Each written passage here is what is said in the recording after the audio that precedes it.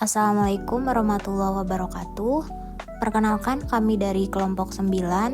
Izin untuk memaparkan tentang analisis pelanggaran etika bisnis pada kasus First Travel tahun 2017, yaitu penipuan jemaah umroh. Adapun tujuan dari pemaparan materi kali ini yaitu untuk memenuhi tugas mata kuliah etika bisnis dengan dosen pengampu Bapak Nandang SIMM. Adapun pemaparan materi akan dijelaskan oleh Hizkia Waluyo, Indira Yohana, dan juga Siti Hanima Putri. Ada pelanggaran etika bisnis dari kasus First Travel penipuan jemaah umroh. Pada tahun 2017, publik Indonesia digemparkan oleh kasus penipuan umroh dengan kerugian 905 miliar yang dilakukan oleh First Travel, sebuah biro perjalanan milik pasangan suami istri Andika Surahman dan Anissa Hasibuan.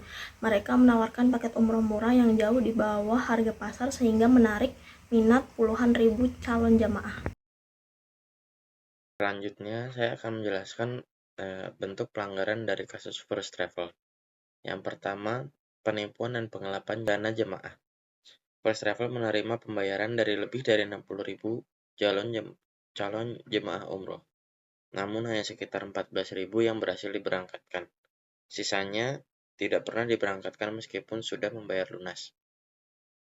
Yang kedua, penggunaan dana untuk kepentingan pribadi. Dana jemaah yang terkumpul digunakan untuk kepentingan pribadi pemilik First Travel, seperti pembelian barang mewah, rumah, mobil, dan kebutuhan pribadi lainnya, bukan untuk pembiayaan jemaah umroh. Yang ketiga, menawarkan paket murah. First Travel memasarkan paket umroh dengan harga sangat rendah, sekitar 14 juta per orang, jauh di bawah standar biaya operasional yang wajar.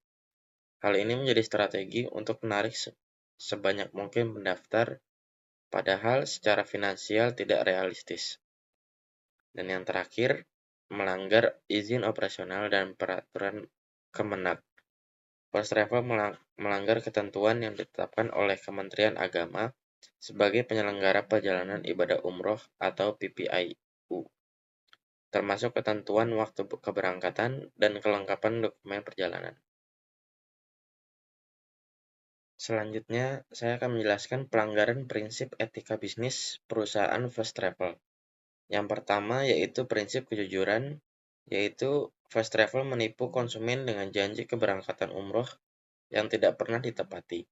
Informasi yang diberikan kepada jemaah tidak sesuai dengan kenyataan, termasuk soal jadwal dan fasilitas. Yang kedua, prinsip tanggung jawab. Perusahaan tidak menjalankan tanggung jawabnya untuk memberangkatkan jemaah sesuai kewajiban. Dana yang sudah dibayarkan tidak digunakan sebagaimana mestinya. Yang ketiga yaitu prinsip transparansi. Tidak adanya keterbukaan dan pengelolaan dana, laporan keuangan tidak disampaikan secara jelas, dan tidak diaudit oleh pihak independen. Prinsip keadilan. Ribuan jemaah menjadi korban kehilangan hak untuk beribadah dan mengalami kerugian materi. Yang kelima atau yang terakhir, prinsip integritas. Pemilik First Travel menggunakan dana jemaah umroh untuk keperluan pribadi seperti gaya hidup mewah yang bertentangan dengan nilai moral dan integritas bisnis. Dampak pelanggaran etika bisnis pada kasus First Travel. Yang pertama, kerugian bagi konsumen.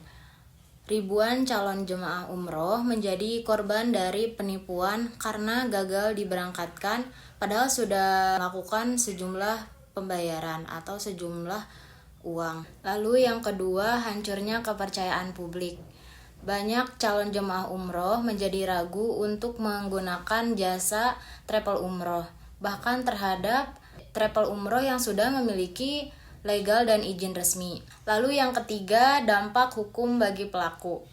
Pendiri dan pimpinan dari First Travel yaitu Anissa Hasibuan dan suaminya Andika Surahman dijatuhi hukuman pidana karena terbukti sudah melakukan penipuan dan juga penggelapan uang. Semua aset perusahaan disita oleh negara, akan tetapi tidak cukup untuk mengganti kerugian korban.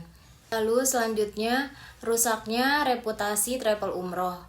Banyak travel umroh yang terdampak karena pandangan negatif dari calon jemaah umroh secara keseluruhan. Selanjutnya, tindakan pemerintah. Pemerintah melalui Kementerian Agama meningkatkan regulasi dan juga pengawasan terhadap Biro Jasa Travel Umroh. Lalu yang terakhir, dampak sosial dan juga psikologis.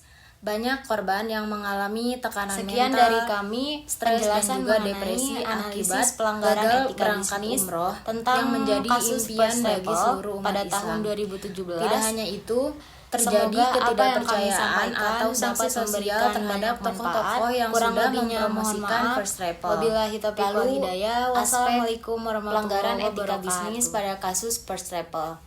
Pertama, ada aspek kejujuran. First travel menawarkan paket umroh murah yang tidak realistis, menipu konsumen dengan janji yang tidak bisa dipenuhi. Lalu yang kedua, penyalahgunaan kepercayaan konsumen. Perusahaan menyalahgunakan kepercayaan jemaah terhadap travel dengan menyelewengkan dana ibadah umroh untuk kepentingan pribadi. Lalu yang ketiga, eksploitasi konsumen rentan. Mereka menargetkan masyarakat berpenghasilan rendah dan lansia yang sangat berharap untuk bisa menjalankan ibadah umroh. Lalu yang keempat, tidak bertanggung jawab. Setelah gagal memberangkatkan jemaah, perusahaan tidak mengembalikan uang atau memberikan solusi terhadap para korban.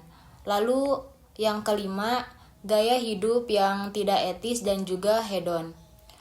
Uang jemaah digunakan untuk membeli barang-barang glamor ataupun mewah, jauh dari nilai-nilai moral dan juga bertanggung jawab sosial.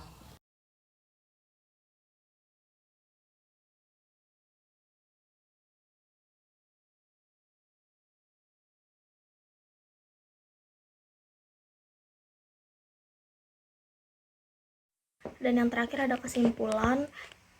Kasus first travel merupakan contoh nyata pelanggaran etika bisnis yang berdampak luas, terutama karena menyangkut kepercayaan masyarakat terhadap layanan ibadah. Praktik tidak etis seperti penipuan, ketidakjujuran, eksploitasi konsumen, dan penyalahgunaan dana mencerminkan kegagalan perusahaan dalam menjunjung nilai-nilai moral dan tanggung jawab sosial. Hal ini menegaskan pentingnya etika, transparansi, dan integritas dalam menjalankan bisnis, terutama di sektor yang menyentuh aspek keagamaan. Oleh karena itu, diperlukan pengawasan ketat dari pemerintah serta kesadaran etis dari para pelaku bisnis agar kejadian serupa tidak terulang di masa depan.